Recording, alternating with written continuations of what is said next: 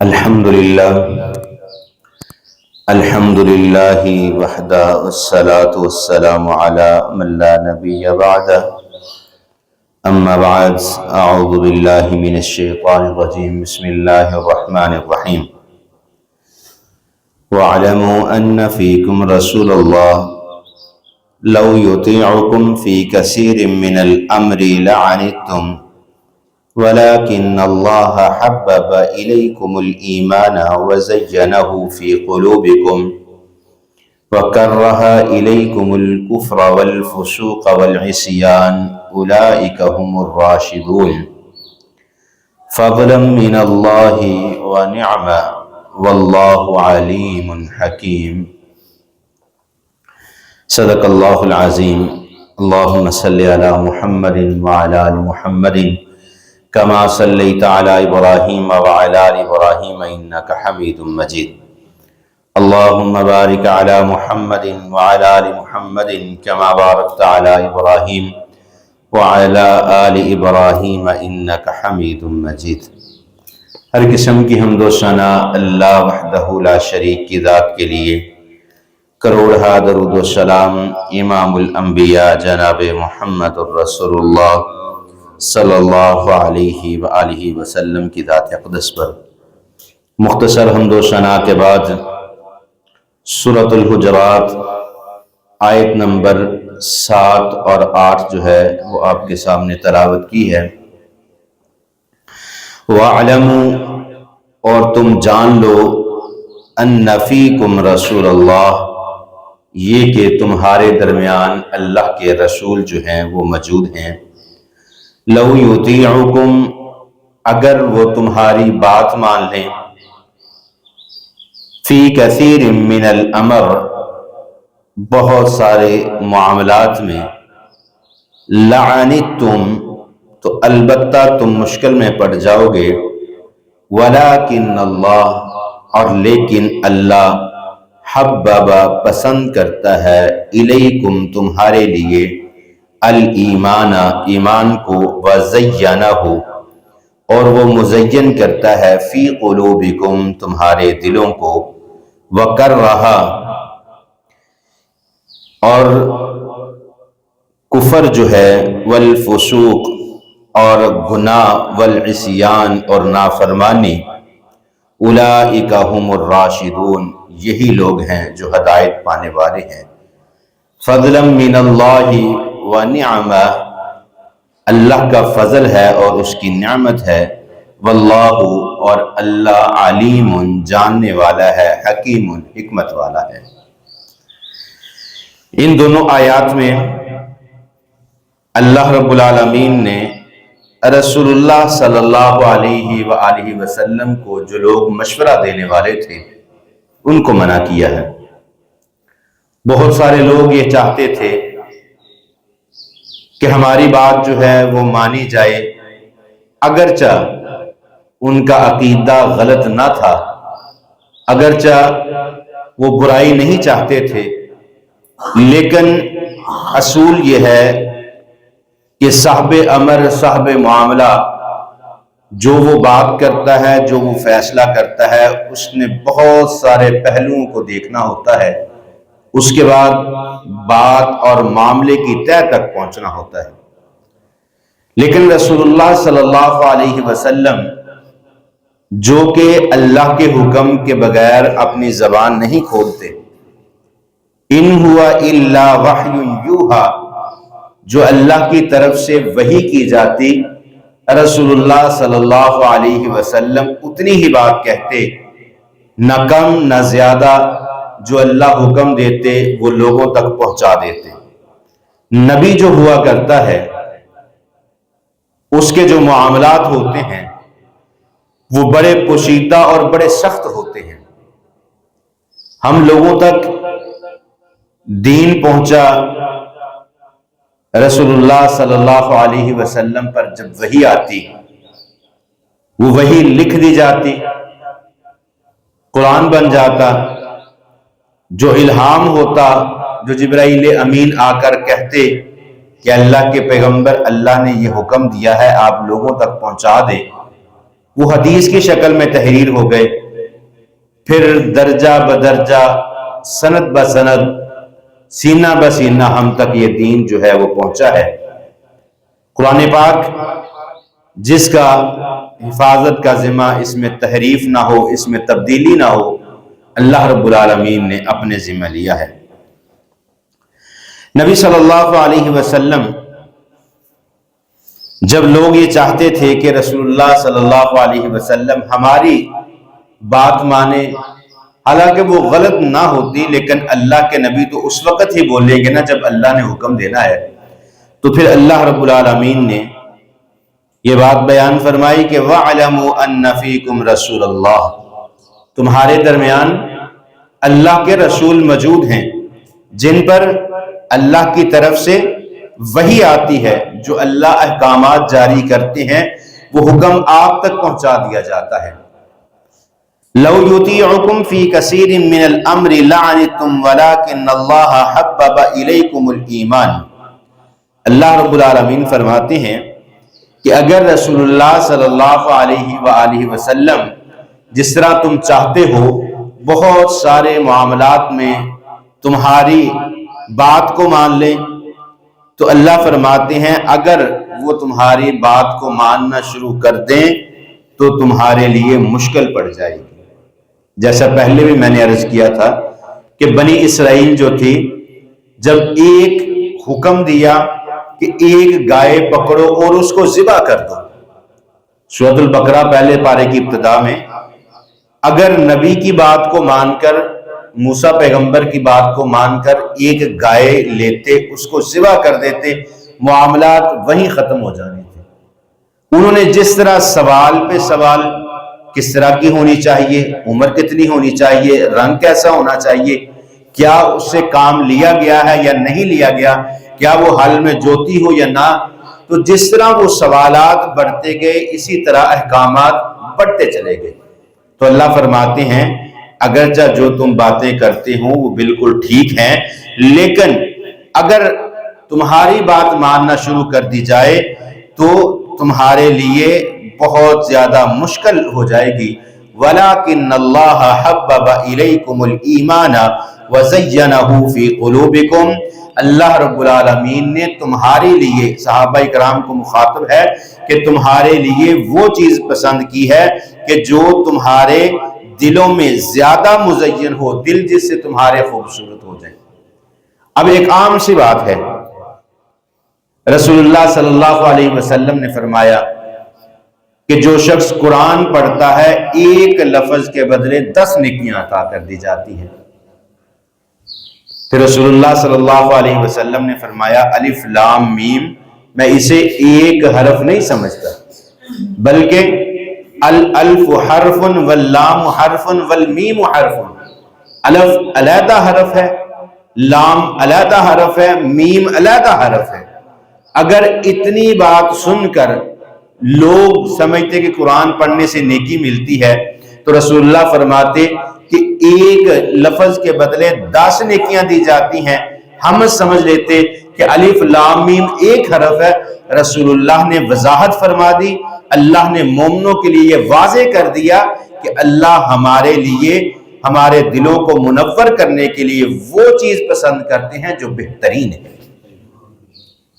تو اللہ فرماتے ہیں فی قلوبکم وکرہ الیکم الکفر والفسوق والعصیان، اللہ رب العالمین جو ہے وہ تمہارے دلوں کے لیے کفر، ناپسندیدہ چیز، گناہ اور نافرمانی، یہ چیزیں اللہ مومن کے لیے پسند نہیں کرتی۔ یہ تو کافر کے لیے ہیں جو انکار کرتا ہے۔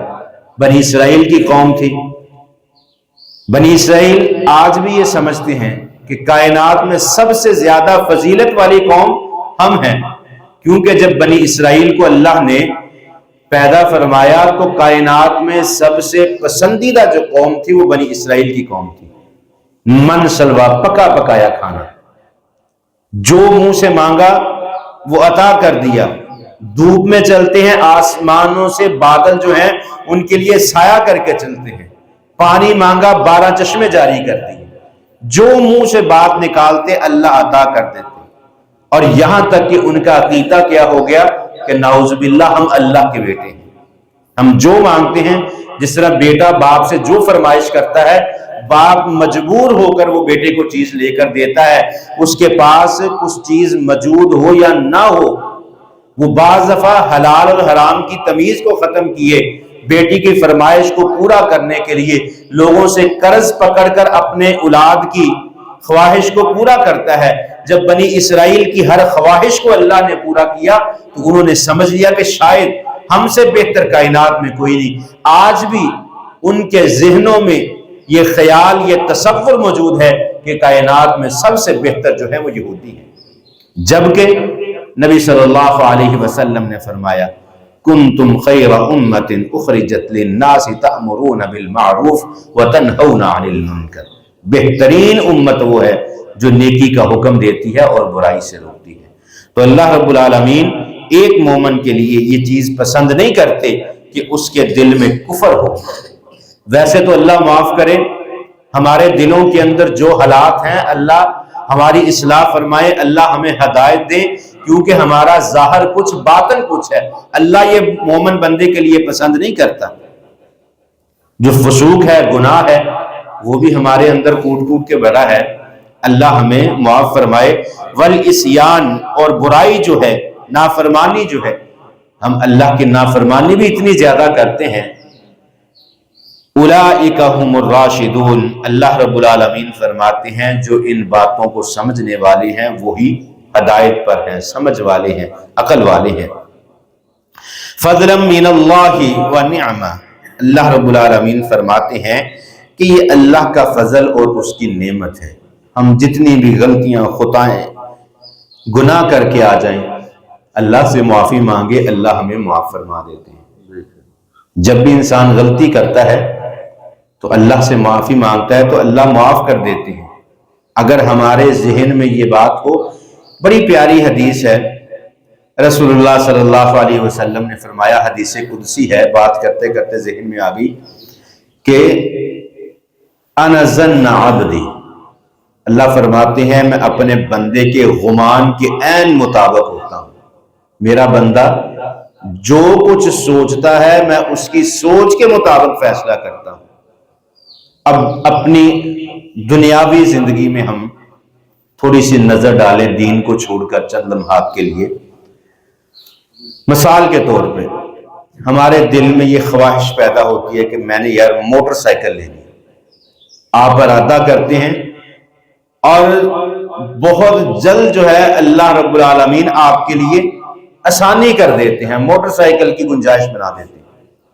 اگر آپ ارادہ کرتے ہیں کہ میں نے گاڑی لینی ہے، میں نے مکان لینا ہے، میں نے فلاں چیز لینی ہے، تو اللہ آپ کو عطا کر دیتے ہیں۔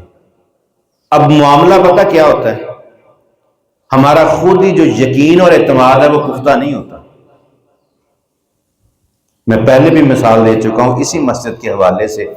پچھلے سال جو تھا دروس کا سلسلہ ایسے ہی چلتا تھا، چند لوگ ہوتے تھے، مسجد موجود نہیں تھی، بالکل مٹی تھی، لیکن ایک یقین اور اعتماد تھا۔ اللہ سے دعا بھی میں کرتا تھا کہ یا اللہ رمضان سے پہلے پہلے یہ مسجد مکمل ہو جائے، اور الحمدللہ رمضان سے 2 ماہ پہلے یہ مسجد کمپلیٹ ہو گئی۔ ہمارے اندر وہ اعتماد، خود اعتمادی، وہ یقین نہیں ہوتا۔ ہم چاہتے تو ہیں کہ ہمیں فلاں چیز چاہیے، فلاں چیز چاہیے۔ ہمارے استاد ایک بات کہا کرتے تھے کہ ہماری سوچ جو ہے بہت زیادہ چھوٹی ہے، حالانکہ حق تو یہ ہے کہ اللہ کی ذات جتنی بڑی ہے اس سے اتنا بڑا مانگا جائے۔ تو وہ کہا کرتے تھے کہ اکثر پتہ کیا ہوتا ہے، کسی کے پاس 99 روپے ہیں، وہ اللہ سے پتہ کیا سوال کرتا ہے کہ یا اللہ 1 روپیہ دے دے، میرا 100 روپیہ پورا ہو جائے۔ حالانکہ اللہ کی شایان شان تو یہ نہیں ہے کہ 99 تو آپ کے پاس ہے، اللہ سے آپ 1 مانگ رہے ہیں۔ ہونا تو یہ چاہیے کہ 99 آپ کے پاس موجود ہے، اللہ سے دعا کرے یا اللہ 901 دے، 1000 پورا ہو جائے۔ آپ نے تو اپنے سے بھی کم اللہ کو سمجھ لیا، نعوذ باللہ۔ 99 تو آپ کے پاس موجود تھے۔ شان تو یہ ہے کہ اپنے سے بڑھ کے مانگو، اللہ کی شان کے مطابق مانگو۔ جب ہماری سوچ چھوٹی ہوگی، ہمارا مانگنا چھوٹا ہوگا، تو اللہ بھی اسی طرح ہی عطا کریں گے۔ آج ارادہ کریں، یہ دنیاوی معاملات ہیں۔ جب آپ دین کے اندر، دینی معاملات میں آئیں، آپ ارادہ کریں کہ کہ میں نے فجر کی نماز ادا کرنی ہے اور روٹین کے ساتھ ادا کرنی ہے۔ رسول اللہ صلی اللہ علیہ وسلم نے فرمایا، جب صحابہ کرام نے سوال کیا اللہ کے پیغمبر کیسے پتا چلے گا کہ ہماری نیکیاں قبول ہو جاتی ہیں؟ ہم روزے رکھ رہے ہیں، آج ماشاءاللہ 7واں روزہ ہو گیا، ہمیں کیسے پتا ہے کہ ہمارے روزے قبول ہو گئے؟ کسی کے پاس کوئی معیار ہے، کوئی ماپنے کی چیز ہے؟ ہم نے نماز پڑھی، کیسے پتا ہے کہ ہماری نماز جو ہے وہ قبول ہوگی؟ ہمارے پاس کوئی آلہ نہیں ہے مجھے۔ تو کیا جو ہم روزے رکھ رہے ہیں وہ ضائع، جو نمازیں پڑھ رہے ہیں ضائع، پتہ نہیں قبول ہوئی کہ نہیں ہوئی؟ کیونکہ سب سے پہلے علم کی کمی ہے، ہمیں پتہ نہیں نماز کو کیسے ادا کرنا ہے، تسبیحات کون سے پڑھنی ہے، اللہ کی محبت میں مسجد میں آگے، رمضان کی محبت میں، برکت اور فضیلت کے مہینے میں مسجد میں ہم آگے نماز پڑھی تو رسول اللہ صلی اللہ علیہ وآلہ وسلم سے اصل میں ہم یہ چیزیں سوچتے نہیں ہیں، ہمارے اندر یہ تڑپ پیدا نہیں ہوتی کہ ہم پوچھیں کہ ہماری نماز قبول ہو رہی ہے کہ نہیں قبول ہو رہی، ہم نے قرآن پڑھا قبول ہو رہا ہے کہ نہیں ہو رہا۔ تو رسول اللہ صلی اللہ علیہ وسلم سے جب صحابہ کرام نے پوچھا نا کہ اللہ کے پیغمبر کیسے پتا چلے گا ہماری نیکیاں قبول ہو رہی ہیں؟ یہ نہ ہو کہ ہم مسجد میں آتے ہیں، آپ کے پاس بیٹھتے ہیں، نمازیں بھی ادا کرتے ہیں، قرآن بھی پڑھتے ہیں، تسبیحات بھی کرتے ہیں، سب کچھ کرتے ہیں، اس کے بعد پتا چلے جی آپ کا نامہ اعمال صاف ہے، کچھ بھی نہیں ہے۔ کیا معیار ہوگا کہ ہمیں پتا چل جائے نیکی قبول ہے؟